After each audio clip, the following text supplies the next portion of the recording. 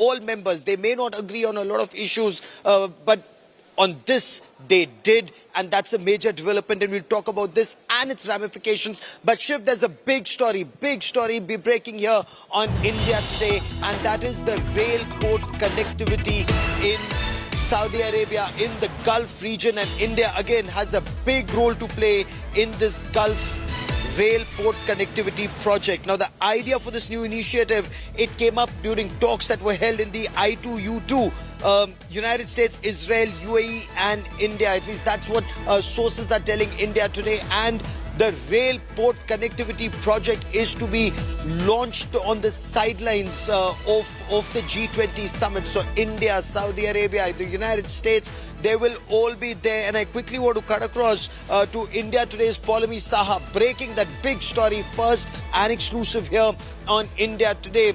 Paulami, Saudi Arabia, the Crown Prince Mohammed bin Salman in India, not just for the G20, but also for a very important summit between India and Saudi Arabia. But here are friends getting together to ensure that economic progress gets a big push. United States, India, Saudi Arabia, bring us more on the rail port connectivity project.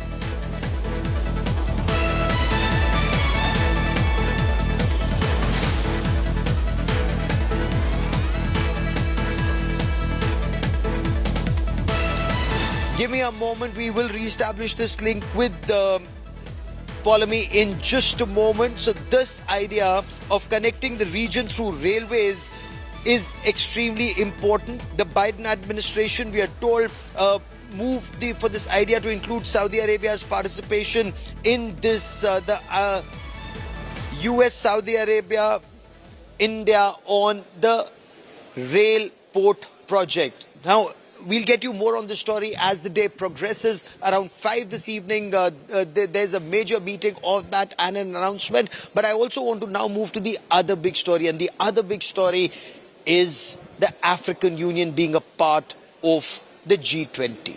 Why is this important?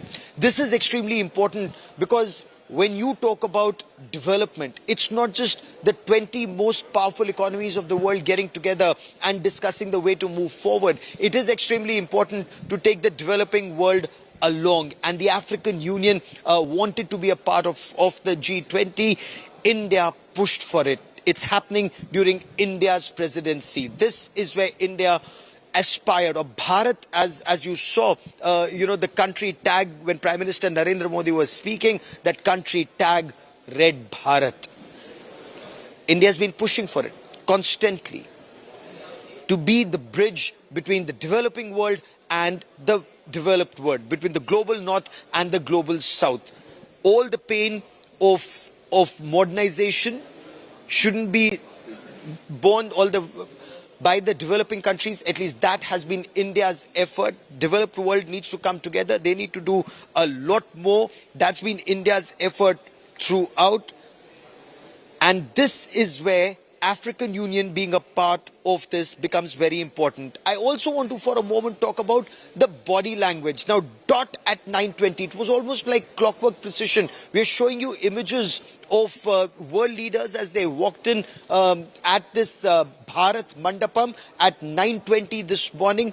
It was with clockwork precision that you saw one leader after the other. But look at the way they greeted Prime Minister Narendra Modi and Prime Minister Narendra Modi greeted them. It clearly showed with some leaders he had outstanding chemistry, and that also shows the very close bond between Bharat and those countries. And with some leaders, it wasn't all that warm, though extremely cordial. Let's talk about Rishi Sunak, the Prime Minister of the United Kingdom.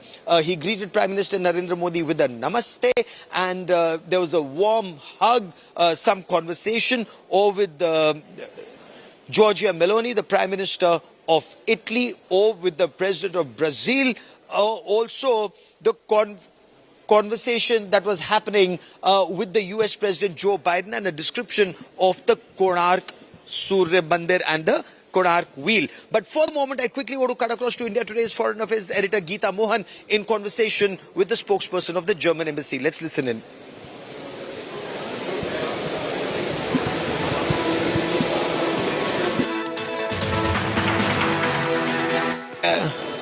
Okay.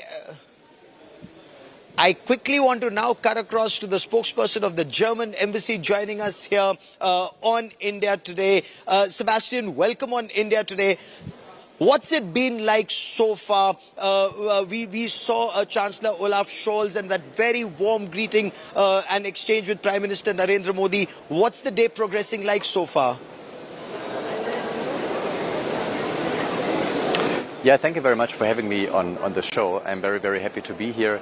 And it's not the first time that Chancellor Scholz is coming to Delhi. He was here earlier this year for a bilateral visit. He was greeted even with military honors. We are very happy to be back.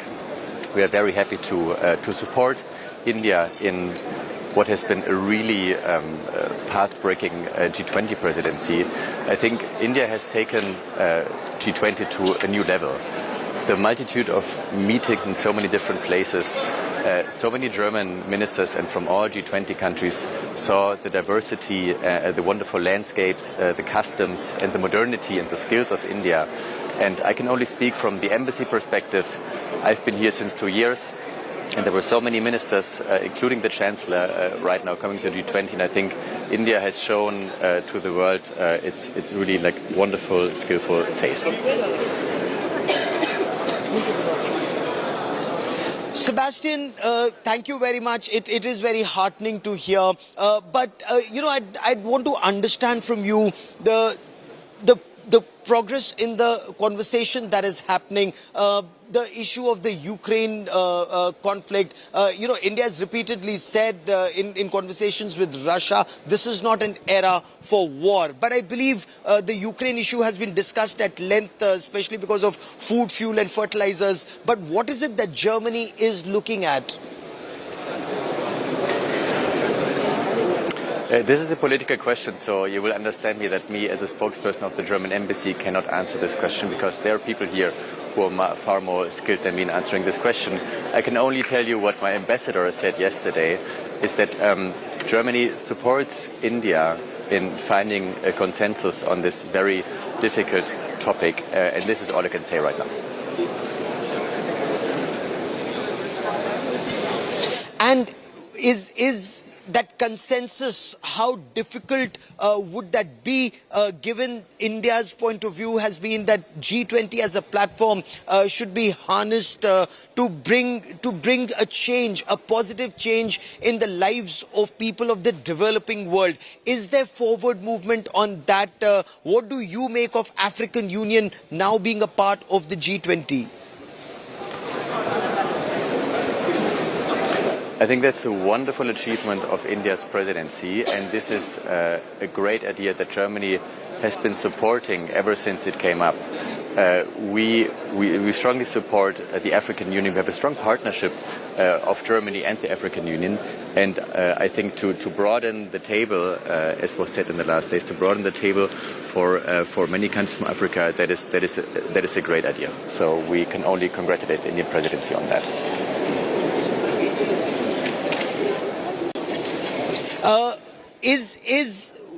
What's the next step now? The road that India set out to achieve, the goals that India had set out to achieve 1 year ago, and the progress in the past 1 year.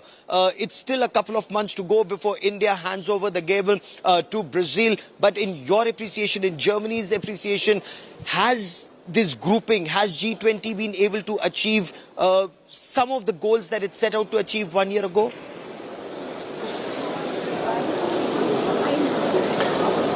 I think when we put the declaration apart, because that is not yet certain, India has certainly put on the agenda a lot of topics that are high on the priority list in Germany as well.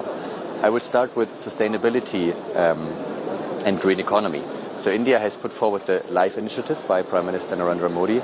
That's an initiative that Germany supports. Germany and India have a green and sustainable development partnership, and it was the Chancellor and Prime Minister Modi themselves who kicked off this partnership on the last governmental consultations in Berlin.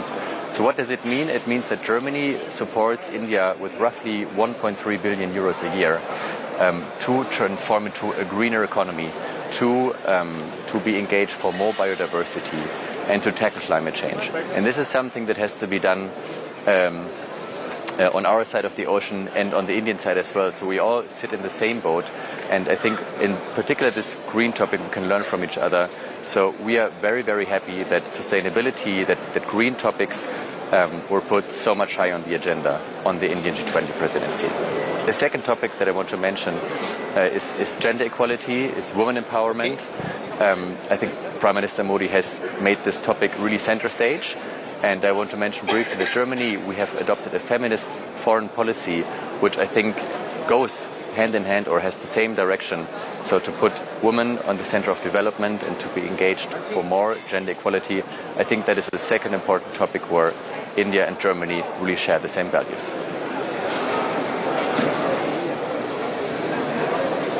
Okay. Sebastian, for joining me here on India Today for the moment, many thanks. I now want to bring into this conversation Ambassador Vivek Kaju and Ambassador Ashok Sajanhar, two former top diplomats watching developments very, very closely.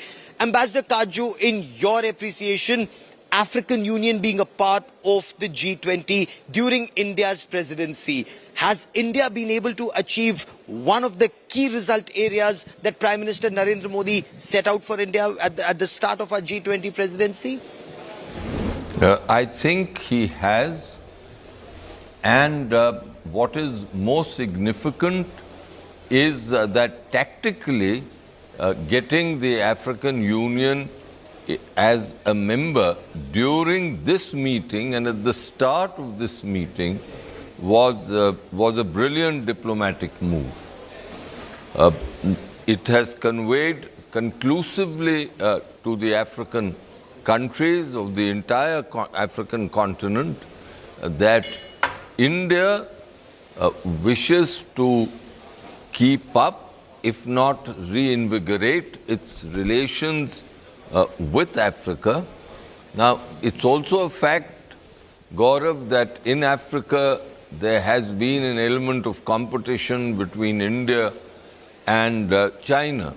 China, as we all know, has made massive investments in Africa, and those investments have been largely extractive. There has been a fair amount of Chinese people's movements in African countries where they've gone and based themselves, engaged in businesses, and the Chinese in their construction projects have followed their practice of getting labor from China. That has made China very unpopular. On the other hand, we followed a different approach in promoting, say, telemedicine, tele-education, we've gone into the services sector. We now have an opportunity to really get into other areas of cooperation with Africa. And I do hope that this step would focus our industry's attention to a greater extent than at present on African countries, because it's a continent with enormous potential. There are difficulties, certainly, but the potential is very, very substantial, which we need which will further our interests, and it will also be in the interests of African countries. So, all in all, this is a very significant Ambassador move.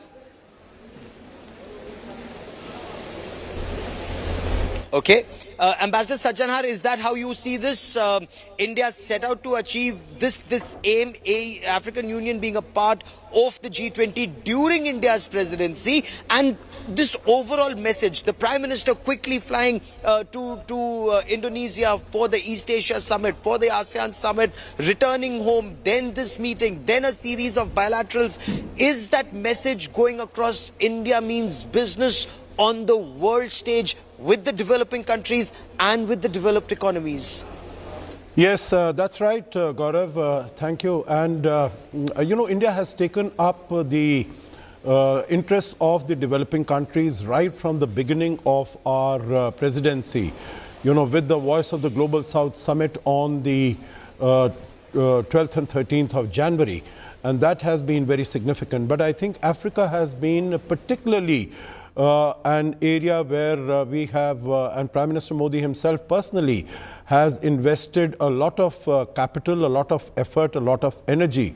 You know, your viewers might have seen an interview by External Affairs Minister Dr. Jaishankar when he said he recounted, you know, at the last year summit in Bali, that Prime Minister Modi was standing with President Joko Widodo of Indonesia, and the handover of the presidency was taking place, and the then President of the African Union came up to both of them and said in a very agitated voice that, you know, we are 55 countries and we don't have a place here, and that is, you know, rather incongruous. And then Prime Minister Modi had looked him in the eye and he had said, we will make sure that you become a member of the African Union during our presidency. And he told him also in Hindi, ye Modi ki guarantee hai. And the president was not possibly able to understand, but then he later told Dr. Jaishankar that he understood that this Prime Minister Modi was giving his Which is getting guarantee. some, Ambassador Sajjan, I apologize for interrupting you. Sure. We're just coming back to you in just a moment because we're getting these, you know, live images that are coming in, these official photographs from inside the G20 summit. Here's a nice picture of Prime Minister Modi and President Biden. This is inside the ante-room to the conference hall where the G20 is actually taking place. In fact, a number of images have just come in. We'll just circle through them in a moment. The Prime Minister with all of those leaders. There's that beautiful picture of the Prime Minister hugging the President of the African Union. Prime Minister with Joe Biden, the President of the United States. In a short while from now, remember, there will be a break from the One Earth ceremony, the One Earth plenary session of the G20. Following which there will be a break for meetings post-lunch where the big bilateral between Prime Minister Modi and Rishi Sunak, the British Prime Minister, will take place. He will also be holding bilaterals with the leaders of Japan and Germany, Olaf Scholz and Fumio Kishida. I want to go across to India Today's Abhishek Bhalla, National Bureau Chief, who's there. Abhishek, nice stream of official photographs coming in from the inside at the Bharat Mandapam. The Prime Minister with the African Union President, with Joe Biden and others. The One Earth session is still on right now, Abhishek, I assume? That's right, Shiv. The One Earth session, which was the first session for this morning, is still on. And of course, the big takeaway this morning was that announcement that everybody was waiting for, that African Union is now officially part of the G20. And that's the big takeaway as we speak, Shiv. And this was expected. And just yesterday, in fact, I spoke and exclusively interviewed the president of Comoros, who happens to be the chair for AU. And there was a lot of thrill and excitement in the camp. And while speaking to me, in fact, he said that the entire African continent and especially his nation thank the kind of efforts India and Prime Minister Modi have put to push for their permanent membership. And also when I asked him about, you know, the kind of role India can play, considering that China is a major player in Africa, he said absolutely India has a big role to play, be it investments, be it infrastructure development, and in fact they are waiting for Indian investors to reach Africa. So yes, this morning that was the big news break from the G20 summit. Later, of course, in the day, lots of more discussions that are lined up. There is, of course, this big gala dinner later in the evening, and also the bilaterals with the UK Prime Minister Rishi Sunak that Prime Minister Narendra Modi will have. Yeah. Okay, we're waiting for that. We're waiting for the Rishi Sunak Prime Minister Modi bilateral. They had a very warm handshake and hug today in front of the Konark Wheel, you know, when the Prime Minister was welcoming all of the G20 leaders. Rishi Sunak, the British Prime Minister, who arrived around early in the evening yesterday, has had quite a hectic schedule. He visited a school. He took Akshata Murthy, his wife, out for dinner in central Delhi as well. So we're going to be looking out for that.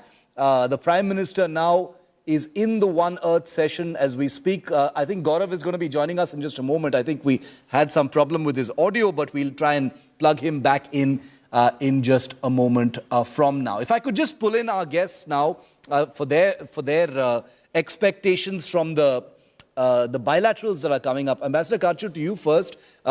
These nice images, these are the official photograph images from inside the summit of the Prime Minister with Biden and the others. The next big thing that's happening, the next big visible thing that's happening at the Bharat Mandapam is going to be that big bilateral between the Indian Prime Minister and Prime Minister Sunak. How do you think that's going to look? The free trade agreement, trade, obviously the big issue on the table, sir. How are you looking at it? I think the Prime Minister of the UK has himself indicated that there are some issues which remain to be resolved, and what we can hope for is that this meeting would energize the negotiators to proceed positively forward to arrive at an engagement. I do believe that the UK needs India at this stage. They need our markets. We, on the other hand, still need the UK. It has technologies that are important for us, though no longer is it in the same league technologically as, say, the United States, but it's still very important in some areas. And lastly, the London city is a very important financial center. So all told, there is a mutuality of interests which can be progressed. Absolutely. So this is hugely important. There's definitely no underplaying it. Ambassador Sajjanar, would you like to add to that? We'll be going to that story in greater depth in a moment. Gaurav is also back with us. But sir, your views on the Sunak-Modi bilateral that's coming up and whether, something big can actually be achieved? Yeah, I think there is great symbolism also in this meeting, and I think this symbolism we were able to witness when Prime Minister Rishi Sunak came, and the warmth and the effusive reception that he got from Prime Minister Modi. So I think there is that very strong connect. So people are really looking at getting something. I agree with everything that Vivek has said about what we can expect. I think in addition to that, maybe I could make two additional points. One is as an educational center, the United Kingdom is very significant, very important, and there are increasing number, and now under our national education policy, the new education policy, we can get universities from there to come to India in a big way. The second is that when the United Kingdom was a part of the European Union, basically it was seen as a gateway to Europe. So all our big companies had established offices in the United Kingdom, in London and other places, so that they could get access to Europe, to the European market.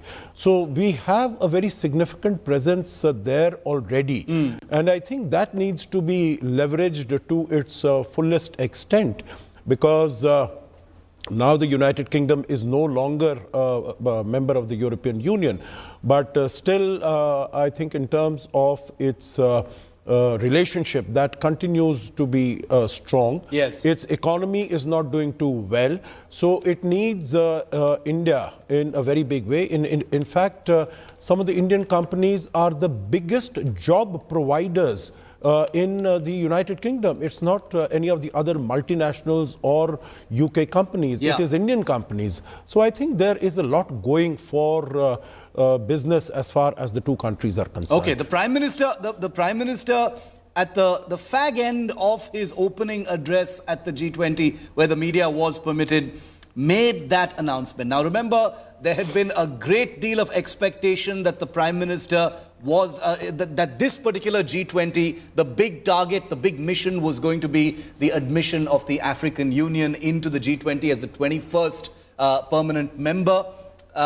It had been expected that it would be the final act. It would be announced right at the end. But as Ambassador Karju was indicating, the Prime Minister has announced it right at the start. In many ways, underscoring multiple times that this is an India-led initiative. The G20 is a multilateral forum, but this was an India-led initiative. The admission of the African Union has been talked about for a long time, but it has happened during India's presidency, and the Prime Minister wanted to make sure that India and India's leadership gets the credit for what is seen as a historic step as far as the G20 is concerned. It hasn't been officially announced yet, but the G20 presumably becomes now the G21. I think that's something that we need to emphasize very, very strongly. Abhishek continues to be with us. Gaurav also continues to be with us. Before I go to Gaurav and Abhishek, I want to play out for you that moment, because this is history. On camera, the Prime Minister declaring the AU as the 21st permanent member of the G20. Take a look. सबका साथ की भावना से ही भारत ने प्रस्ताव रखा था कि African union को G20 की स्थायी सदस्यता दी जाए। मेरा विश्वास है कि इस प्रस्ताव पर हम सबकी सहमति है।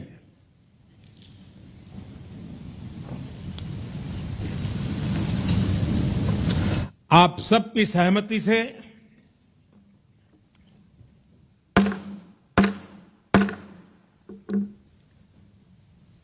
आगे की कार्रवाई शुरू करने से पहले मैं अफ्रीकन यूनियन के अध्यक्ष को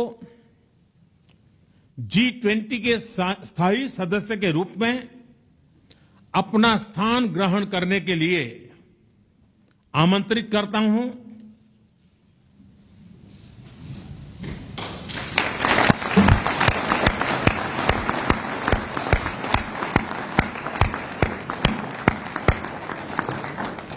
Excellency,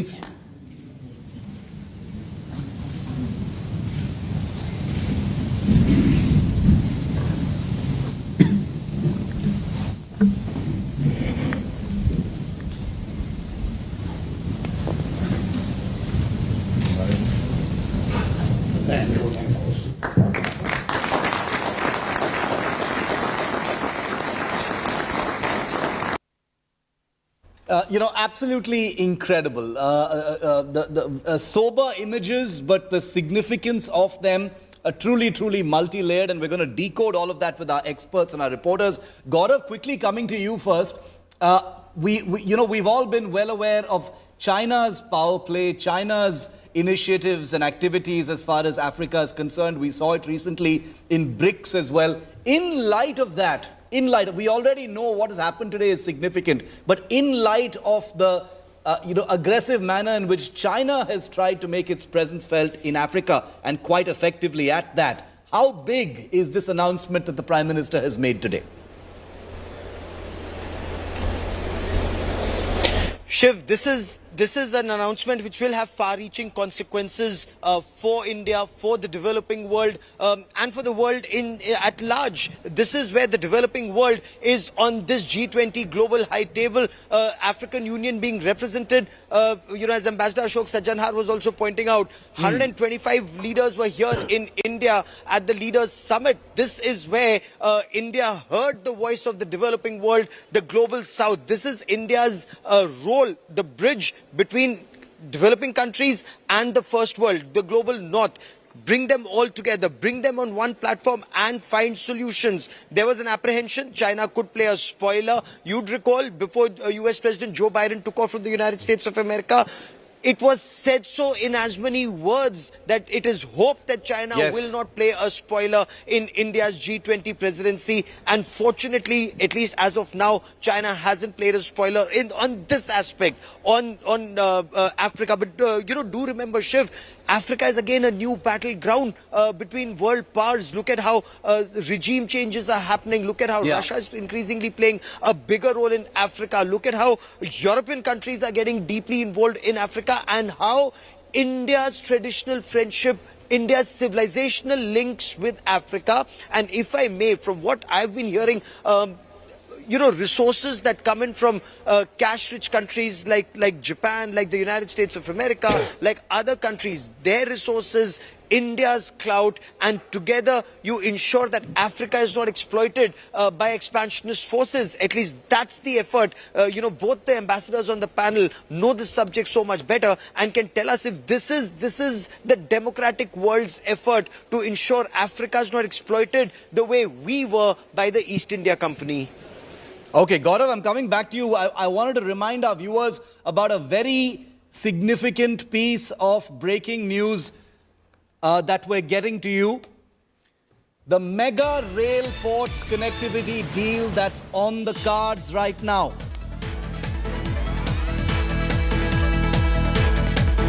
India, the US, Saudi and UAE will be unveiling an ambitious deal very, very shortly. It's an ambitious deal to link the Gulf with India. We've got details of it that we're breaking to our viewers now. All of it happening at the G20, a mega network of rail and ports to link the Gulf with India. As Gaurav was just telling us, there are many civilizational links, not just with Africa, but also with the Gulf.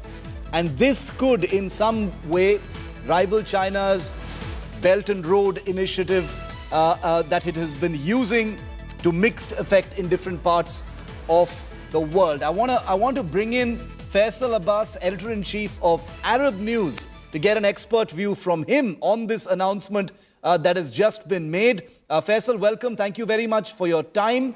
A piece of news that we're just breaking now, very important.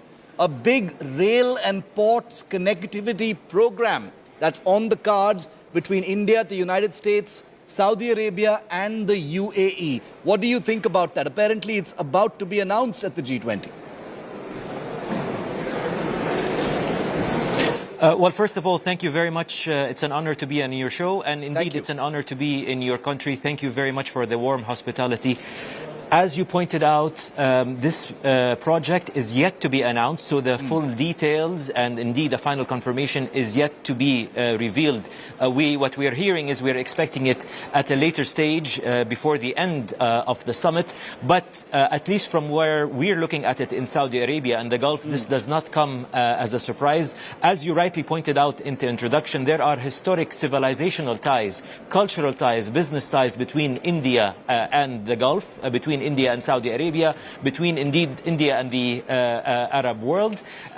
This project, if it happens, will serve the bilateral benefits and economic interests of India and Saudi Arabia and the wider Gulf region. Let us not forget that there's about 8 million Indian expats in the Gulf region, and it's a thriving economy, and India imports about 1/3 of its oil needs from the Gulf, and all the forecasts and expectations is for the bilateral ties with Saudi Arabia and India to grow even stronger and deeper. The leader of Saudi Arabia, Faisal, His Excellency Mohammed bin Salman, is in India, not just for the G20, but also for a state visit. The India-Saudi relationship has been a very interesting one. And in the last few years, seen to have been, very dramatically transformed. As a journalist from Saudi Arabia, how do you see that? We just saw the very warm body language between the two leaders just a moment ago. Those are the pictures playing on our screen as well between the leader of Saudi Arabia and the leader of India. How do you see how this relationship has changed? Because it clearly is in such large projects and cooperation. Well, I agree with you perfectly that the relationship has changed to the better. It has improved dramatically. And I was here with His Royal Highness the Crown Prince in his last visit in February 2019. And I indeed saw the warm body language. And that was paired with huge, and I think this plays a vital role in the bilateral relationship. Both countries have huge ambitions. Just as one example, both countries have had successful space missions only this year. Among them, they are the two fastest growing economies in the G20. The historical ties, the civilizational ties, the business ties between India and Saudi Arabia goes back centuries. So this comes to no surprise, but I think, if I may, the most important aspect here is mutual respect. This is what happens when countries talk to each other as peers, as opposed to lackeys, as opposed to intimidation, as opposed to colonial powers. Absolutely. What happens between Saudi Arabia and what's happening between Saudi Arabia and India is that they are working together as peers, and as we've seen from the theme of the G20, we can see a full alignment in the embetterment of the world, in the embetterment of the environment, and sustainability and prosperity for all. One final question, Faisal. On the big announcement that kicked off today's G20 summit by the Indian Prime Minister, the admission of the African Union, 55-member African Union into the G20. This was expected, but it's obviously become the big initial headline ahead of that summit. How do you see that? It's something that is going to become a major talking point because of India's relationship with China, what China has been trying to do in Africa as well. A big move here. No, I agree with you. It's a big move, and I think we've seen firsthand what happens when you ignore your neighbors. I think the world has had enough of ignoring African voices. It cannot be ignored. Certainly, the position of Saudi Arabia, and this is going to be demonstrated by an upcoming Saudi-African summit in just a few weeks, actually happening in Riyadh. We can no longer, we shouldn't have, and we can no longer ignore Africa. So at least from the way I look at it, this is a very welcome and logical move, and there's a lot of potential in Africa. And if there's one thing we learned from the pandemic is you can leave no one behind.